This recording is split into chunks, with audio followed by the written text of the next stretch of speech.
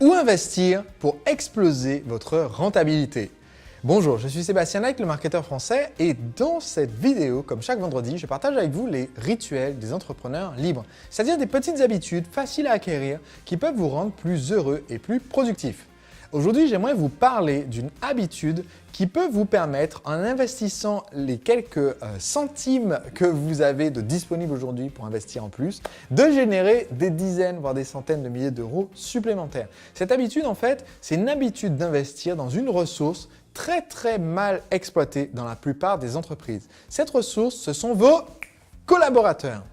Quand je parle d'investir dans vos collaborateurs, je ne parle pas de recrutement, je ne parle pas de la façon dont vous les payez, je ne parle pas de compensation ou de rémunération en nature, en espèces, en liquide, en virement. Je parle d'une autre façon d'investir dans votre équipe. Cette façon d'investir dans votre équipe, c'est de les former, de pratiquer la formation continue en interne pour l'ensemble des personnes qui travaillent pour vous. Qu'est-ce que je veux dire par là? En fait, toute personne qui travaille avec vous en tant qu'employé ou prestataire très présent, on va dire, a en fait 4 métiers qu'elle est censée réaliser au sein de l'entreprise. Elle est censée avoir l'excellence dans 4 métiers. Le métier numéro 1, c'est son métier. C'est littéralement ça, c'est-à-dire chacun est censé avoir l'expertise de la mission pour laquelle on l'a embauché. Vous avez embauché quelqu'un pour être commercial, eh bien il doit avoir une expertise commerciale. Vous avez embauché quelqu'un pour être formateur, ça doit être un formateur excellent. Et encore, voilà, vous avez embauché quelqu'un pour être au contact avec vos clients en position de service, il doit avoir une expertise dans le service. Le deuxième métier dans lequel tout le monde doit exceller dans votre équipe, et celui-là est commun à tout le monde, c'est une expertise dans le travail en équipe. Donc chaque personne dans l'équipe doit être capable avec excellence de travailler et de communiquer avec l'équipe et avoir la culture de l'entreprise et l'avoir intégrée. Le troisième niveau d'expertise, la troisième expertise que tout le monde doit avoir parmi les 4, c'est que chaque membre de votre équipe doit avoir une expertise dans le service des clients. Autrement dit, même si tous les employés de votre équipe ne font pas du service après-vente, ne sont pas au téléphone à décrocher pour la clientèle, tout le monde doit savoir ce qui est attendu de leur part quand ils interagissent avec des clients. Parce qu'il se peut, par exemple, pour moi nous sommes une entreprise virtuelle, entre guillemets, tout le monde travaille chez lui, mais une fois par an, j'organise une rencontre pour mes clients et il y a des membres de mon équipe qui sont présents. Eh bien, même si on a une fonction technique dans l'équipe, même si on a une fonction qui par défaut n'est pas en contact direct de la clientèle, là c'est l'occasion d'être en contact avec la clientèle. Et même si dans votre équipe vous avez des personnes qui ne sont jamais en contact avec la clientèle, elles sont elles-mêmes au service dans l'équipe de quelqu'un qui est au contact de la clientèle. Donc tout le monde doit savoir en fait quel est le niveau de service, la promesse qu'on fait à nos clients et comment on interagit avec cette clientèle, c'est la troisième compétence. Et la quatrième compétence que tout le monde doit maîtriser dans votre équipe, que vous ayez une équipe de 2 personnes ou une équipe de 20 ou de 200, quatrième compétence que tout le monde doit maîtriser au sein de l'équipe, c'est être expert dans le métier de l'entreprise. Donc ça veut dire que même si j'ai un poste comptable dans une entreprise qui fabrique des voitures, eh bien, je dois avoir une certaine compétence en matière d'automobile, même si ma partie à moi, c'est la partie comptable. Pourquoi? Parce que si je n'ai pas la connaissance suffisante du métier de l'entreprise, je fais en fait ma mission en tant qu'employé dans un silo. C'est-à-dire je suis enfermé dans une sorte de bunker où si je fais de la compta, je suis qu'avec des chiffres, mais ces chiffres n'ont aucune réalité. Et donc, je ne remplis pas ma fonction pleinement pour l'entreprise parce que je ne me rends pas compte que tiens, on paye trop sur tel poste de fourniture, on achète beaucoup trop de peinture par rapport au nombre de voitures qu'on produit par an et donc ça n'a aucun sens, on devrait diminuer ça. Alors que si je m'y connaissais un petit peu plus en automobile, je pourrais permettre à l'entreprise de faire une grosse économie. Et en fait, quel que soit votre type d'activité, que vous ayez un restaurant, une activité de coaching où vous avez une assistante, que vous ayez un studio de yoga, un club de sport avec 1000 personnes, eh bien, peu importe, dès que vous avez une équipe, ils doivent être experts dans ces 4 parties de leur fonction. Leur métier, le travail en équipe et la culture de l'entreprise, le service des clients et, quatrième point super important, le métier de l'entreprise. Donc, par exemple, chez Le Marketeur Français, tout le monde dans l'équipe n'est pas forcément censé être capable de vous faire une formation de 3 jours sur comment créer une machine à vendre, mais c'est essentiel que tout le monde dans l'équipe sache qu'est-ce qu'on vend en fait comme formation marketing et c'est quoi le principe et à quoi ça sert en fait d'avoir une machine à vendre. Et donc pour que vos membres de l'équipe aient la compétence dans ces 4 points-là, eh bien il faut les former.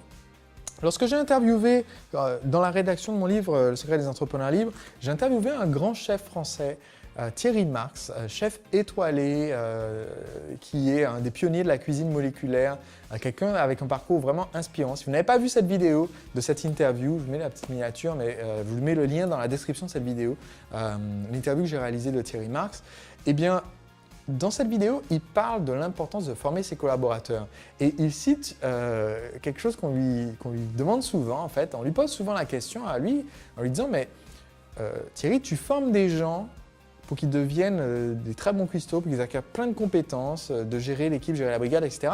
Mais qu'est-ce qui se passe quand tu formes ces gens-là et qu'ils s'en vont? Pourquoi est-ce que tu continues de former les gens si tu vois qu'ils deviennent super bons et qu'ils s'en vont ?» Et sa réponse, c'est toujours « je préfère qu'ils deviennent super bons et qu'ils finissent par partir » plutôt que que ces gens-là restent médiocres et restent.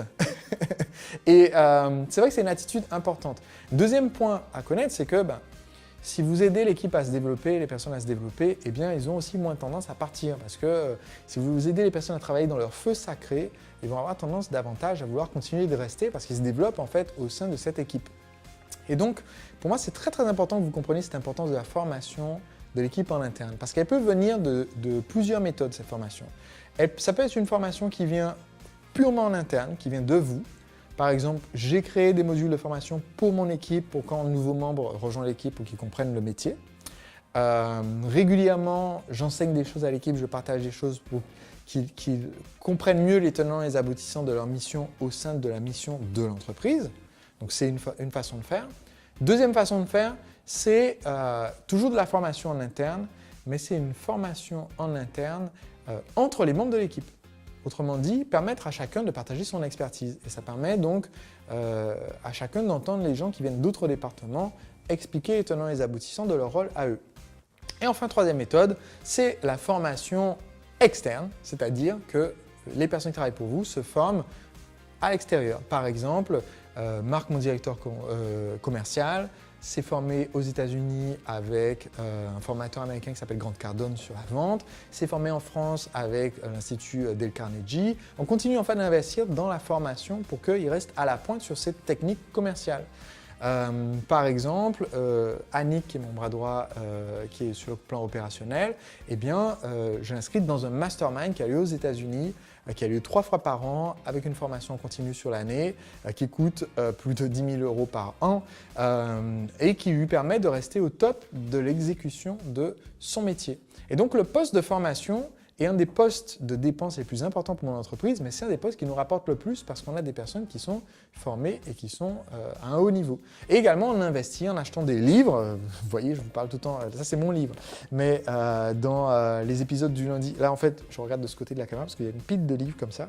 J'ai tourné certains épisodes de mon podcast du lundi, donc j'ai des livres partout ici.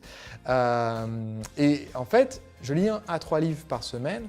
Mais aussi, je demande de la part des membres de mon équipe qui lisent régulièrement des livres qu'on achète sur un compte Kindle pour l'équipe qui permet en fait à chacun du coup d'apprendre et se former davantage. Et si vous faites ça, vous allez pratiquer un des proverbes que m'a appris un de mes mentors quand je démarrais mon entreprise. Et il m'a dit, si tu mets les centimes de ton portefeuille, si tu investis les centimes de ton portefeuille dans ton cerveau remplira ton portefeuille de gros billets. Et ce proverbe, je ne l'ai jamais oublié et je l'applique aussi aux membres de mon équipe et ça donne des résultats formidables. On se retrouve jeudi prochain pour un prochain rituel de l'entrepreneur libre ou une autre méthode que vous pouvez utiliser pour être plus heureux, plus productif et pour que votre équipe soit aussi plus heureuse et plus productive. D'ici là, si vous souhaitez vous former et en même temps former les personnes qui travaillent peut-être pour vous et qui vous aident à communiquer auprès de vos clients, sachez qu'en ce moment, j'organise une formation, un atelier sur Internet de 2 semaines. Et pendant cet atelier, je suis en ligne tous les jours pour vous conseiller, pour vous aider à appliquer mes stratégies dans votre entreprise. L'année dernière, plus de 14 000 entrepreneurs ont participé à cet atelier. J'ai répondu personnellement à 3 000 questions au cours des 2 semaines de l'atelier parce que je suis là en live quasiment tous les jours pendant les 2 semaines.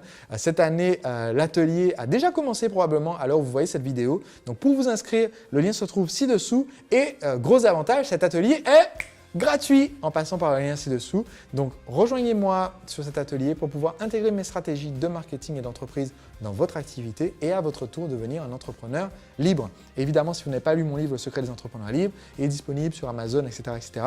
Mais en ce moment, plutôt que d'acheter le livre, il y a l'opportunité de discuter avec l'auteur, c'est-à-dire moi, et d'appliquer les stratégies directement dans votre activité en passant par le lien que je vous donne sous cette vidéo. J'espère donc vous retrouver en direct sur l'atelier. À très vite.